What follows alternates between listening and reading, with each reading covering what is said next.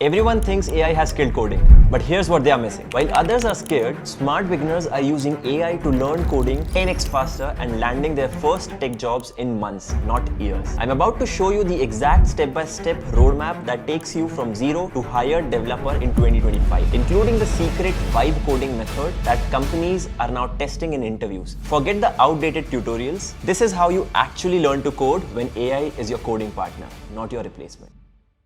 Hey, this is Abhik. I'm a senior engineer at Unicards and I'm a graduate from IIT BHU Varanasi. I'm here to help you with all the tech stuff that you need to explore on YouTube. Now, before we proceed on step-by-step guide, let me cover this very important question. Why should you learn coding in 2025? Once you learn software development, you fundamentally understand how computers, softwares, and tech works. Learning to code is like understanding the grammar of how the modern world operates. Coding helps you automate repetitive tasks. Identifying such gaps in your own life or businesses will help you automate your own work. Not only this, you will also develop structural thinking and problem-solving skills. You'll learn to reason with everything around you. Especially when AI is booming, if you have an edge in this particular skill, companies would definitely prefer you over others if you have better problem-solving skills. And lastly, high-paying jobs. You know the numbers, right? Well, they are very much real. And that alone, my friend, is a very good reason as to why not learn coding. Now let's jump to the main stuff. Before starting, let me clear yet another very basic question of yours. Do we need to be a DSA expert before jumping into the practical coding?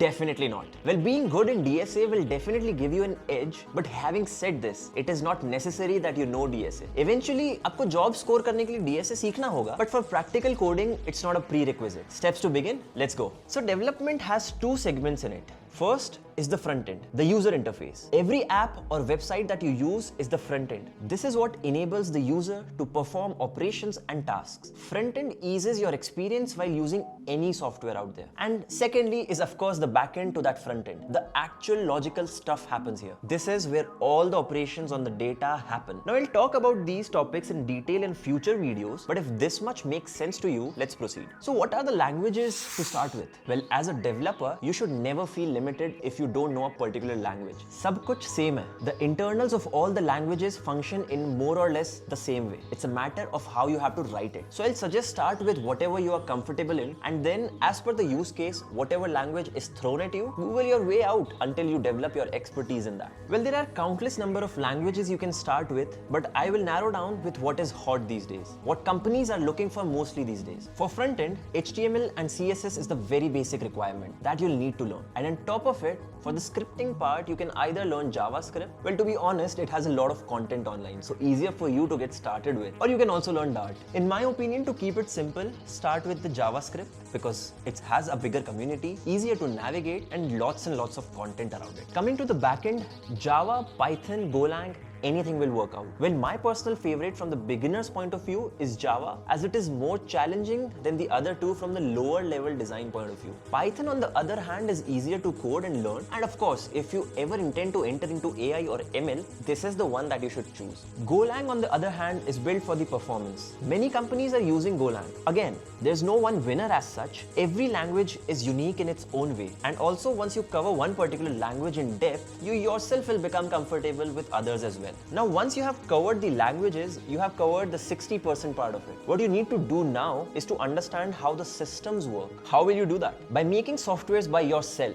Yes, by now you should be eligible to make one of your own. Let me cover what frameworks are and how are they helpful for you. So moving on, what if I tell you that while making a software, you don't need to write very common functionalities? It's tedious, and why reinvent the wheel when someone has already developed that functionality? Framework is exactly that. It's lots and lots of pre-written code which you can simply use in your application without you having to write it again. Learning frameworks has become very important in today's world. Companies rely on these frameworks heavily as they speed up the execution, and once you yourself start relying on frameworks, you'll realize how easy they'll make your life. For front-end development, some of the popular frameworks that you'll observe are going to be React, Angular, React Native for mobile apps, everything in JavaScript, and Flutter as well in Dart. And similarly for backend, popular frameworks that you'll observe are going to be Spring Boot for Java, Fast API for Python, Node.js for JavaScript, and again, the list is endless. So now your job is to pick the language of your liking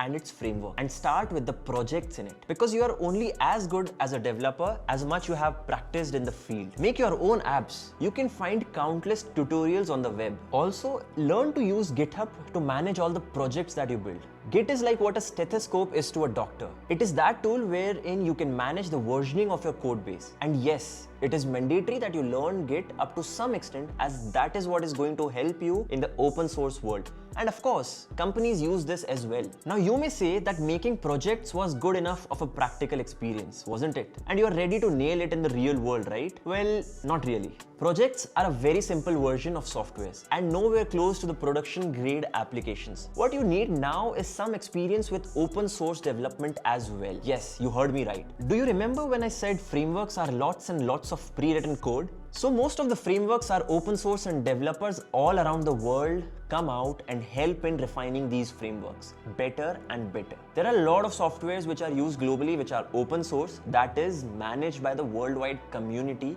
of random developers and not a company or organization. Do let me know in the comments if you need me to cover this bit in detail. We can also cover how you can pursue GSOC and other open source programs for that matter. So if all of this was very clear to you, let me briefly introduce vibe coding to you. What is vibe coding, huh? Well, we developers love fancy nomenclature. It's nothing but the use of AI to generate code. Yes, that is for real. The world has moved forward and we are now moving to an era where companies are taking AI rounds as well. Not to test your knowledge on AI as such, but to test if you are comfortable in using AI tools to debug your code or to generate the code of different functionalities. Companies these days are enforcing use of LLMs in our day-to-day work. But in my opinion, for you as a beginner, jumping right onto the vibe coding part is not a wise idea. The correct approach would be to first learn everything by yourself so that you don't just rely on AI in future, but your wit. So these were the important steps that you need to follow to start your career in software development. I agree that I have discussed everything on a high level, but the agenda of this video is to give you just enough insights on how to get started with it. For anything that you want us to cover in depth, please feel free to drop us a comment, and as always, if you have enjoyed watching this guide, do like this video and don't forget to subscribe.